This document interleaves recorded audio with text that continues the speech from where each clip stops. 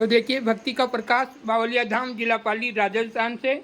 और आपने बहुत से लोगों को प्रभु श्री राम कृष्ण शिव को काल्पनिक कहते हुए देखा होगा, और यहाँ पर बस उसी कारण ये वीडियो बनाए जाते हैं। साधुओं को भक्ति बताने की जरूरत नहीं होती है, पर ये राम नाम का अपमान करते हैं कुछ लोग, जो राम जी को काल्पनिक बताते हैं, शिव को काल्पनिक बताते हैं, या हमारे किसी भी देवी देवताओं का अपमान करते हैं। कुछ राक्षस प्रवृत्ति के लोग हैं, जो देखो आपने रामायण में भी देखा होगा, श्री राम नाम का जयकारा लगाते ही राक्षस लोग भड़क जाते थे। और आज भी वही कारण है, राम नाम से लोग भड़क जाते हैं, क्योंकि कुछ राक्षस प्रवृत्ति के हैं। इस कलयुग में थोड़ा सा राम का नाम ले लेता तो राक्षस भी मनुष्य जीवन में आ जाता है, और फिर वो बड़े बड़े बड़े बड़े पदों पर बैठकर राम नाम का अपमान करते हैं। कोई रामायण का अपमान करता, कोई रामचरित्र का अपमान करता, कोई भी किसी देवी देवताओं का अपमान करता, कभी वर्मा जी का तो कभी राम जी का तो कभी महादेव जी का। कहते हैं कि ये सब काल्पनिक है, बनावटी बातें हैं, और हमारे सनातन धर्म को तोड़ने का कार्य करते हैं। इसलिए हम यहाँ पर इस धाम पर कोरोना महामारी में भी लाखों इंसानों को आशीर्वाद देकर रोग मुक्त कर बतलाया था, बिल्कुल प्रत्यक्ष, और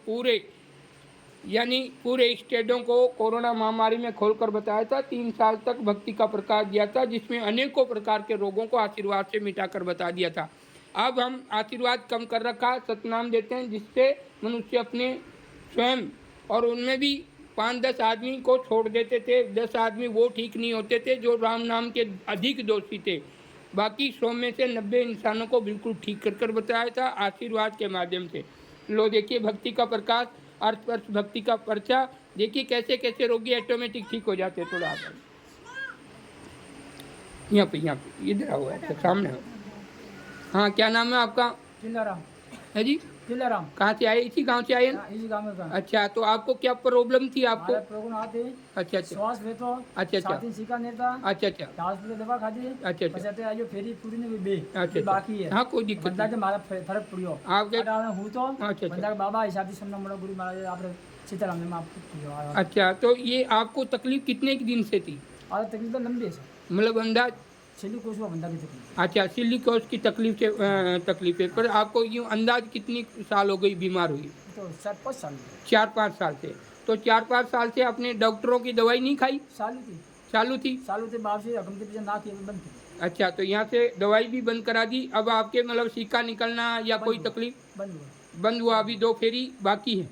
हाँ, तो अगली जो फेरी आएगी हम आशीर्वाद देंगे, वो खा लेना, ये बीमारी का इलाज बिल्कुल ठीक। बोलो सियापति रामचंद्र की जय। देखिए ये भक्ति का प्रकाश है। और आप यहाँ आए जब किस हालात में थे? हालत खराब है, तो हाँ, चलने की हिम्मत नहीं थी, बिल्कुल मतलब एकदम सीरियस हालात में थे, और वो आशीर्वाद से बिल्कुल ठीक हो चुके हैं। अभी 5 साल हमारा नवा महावीर इलाज। 5 साल तक न्यू महावीर में इलाज चला था, और अभी भी लास्ट दवाई खा रहे थे। बस अब तो चला भी नहीं जा रहा था, खाट पे सोए हुए थे, और आज 80% बिल्कुल ठीक हो चुके हैं। 20% रहे हैं, वो आशीर्वाद देते ही ठीक हो जाएंगे। बोलो सियापति रामचंद्र की जय। बोलो बाबा सीताराम महाराज की जय। लो आओ, आगे आओ, उनकी आपकी वाइफ को लेके आओ। तो लो देखिए दूसरा, और ये प्रत्यक्ष हैं, किसी को बनाते नहीं है। ये गांव की पब्लिक है, कोई सिटी की नहीं कि बनानी थी। हाँ, ये बिल्कुल यहीं से मतलब किसी गांव के। लो दूसरा देखिए। हाँ जी, क्या नाम है आपका? मेरा नाम मंगल सिंह है। मंगल सिंह जी जवाई बांध के दूधनी गांव से हूँ। अच्छा, जवाई बांध दूधनी गांव से।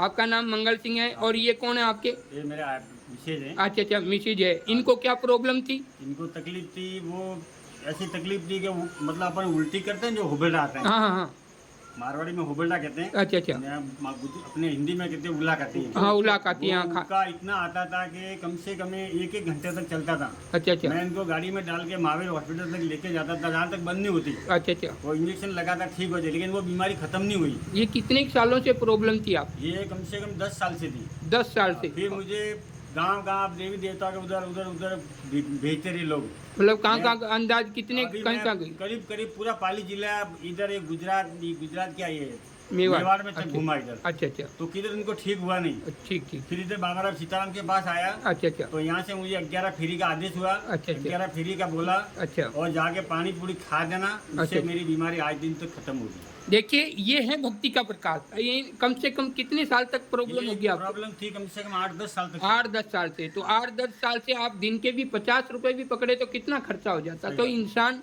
और यहाँ पर आपसे क्या खर्चा कराया? कुछ खर्चा नहीं कराया, खाली नारियल लेके आए अच्छा अच्छा। और फेरी लेके गए। ये देखिए ये है भक्ति का प्रकाश। और लोग, बहुत से लोग हैं जो सनातन धर्म का अपमान करते हैं, तो सनातन धर्म का अपमान करते हैं, इसलिए हम ये वीडियो ये साधु को पब्लिक में, तो ये जो वीडियो हम बनाते हैं, संतों को भक्ति बताने का जरूरत नहीं होती, पर कुछ राक्षस प्रवृत्ति के लोग हैं जो सनातन धर्म को तोड़ते हैं, इसलिए हम ये भक्ति बताते हैं, ये प्रकाश बताते हैं कि राम नाम में वो शक्ति है। अगर जो राम नाम का सुमरण कर ले तो फिर कोई दुख रहता ही नहीं है। पर हमको कुछ लोग अपने स्वार्थ के लिए, कुछ नेता लोग हैं जो रियल में अपने धर्म से वंचित कर रहे हैं हमको। राम में क्या है, राम जी तो काल्पनिक है, महादेव जी तो काल्पनिक है, ऐसे, और वो खुद मतलब एक नेता होने के चक्कर में, कुछ बड़े नेता बनने के चक्कर में राम नाम से वंचित कर रहे हैं। हम छोटे मतलब मीडियम प्रकार के लोग हैं, वो समझ जाते हैं कि हाँ राम नाम के क्या फायदे हैं, राम जी से क्या होता है, पर रियल में जिसके पास राम नाम से कोई बड़ो मंत्र नहीं है। हाँ, तो इसलिए सभी जागरूक हों और अपने धर्म से रहें। लोग वो कह रहे कि गायों को रोटी खिलाने से क्या था, भूखे को खाने खिलाने से क्या था, ये सब फर्जी बातें हैं। भाई धर्म करने से, अगर ऐसे नेक कार्य करने से हमारा बुरा नहीं होता, अच्छा ही होता। किसी भूखे को खाने खिलाते उसकी आत्मा तो दुआ देती है ना।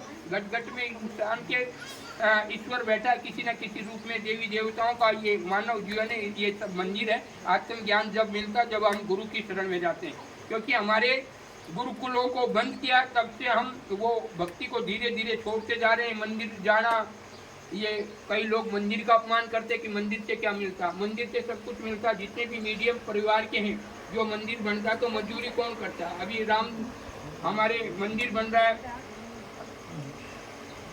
तो उस मंदिर में 3.25 करोड़ के करीब, 3.5 करोड़ के करीब खर्च हो रहा, तो वो सारे पैसे राम जी के नहीं जा रहे। राम जी की तो मूर्त बनेगी, वो भी गढ़ने वाला भी मीडियम परिवार का, और उसमें जितने 3.25 करोड़ राम जी के रुपया नहीं जाएगा, सब मजदूरी में जाएगा। और मजदूरी करने वाले कोई किसी नेता के बेटे नहीं है, आम आदमी के बेटे हैं, बच्चे हैं। और फिर जब तक वो रहेगा, कोई गाड़ी चाहेगा, पेट्रोल पंप, कोई नारियल लाएगा, अगरबत्ती लाएगा, तो नारियल अगरबत्ती ये कहाँ पैदा होते?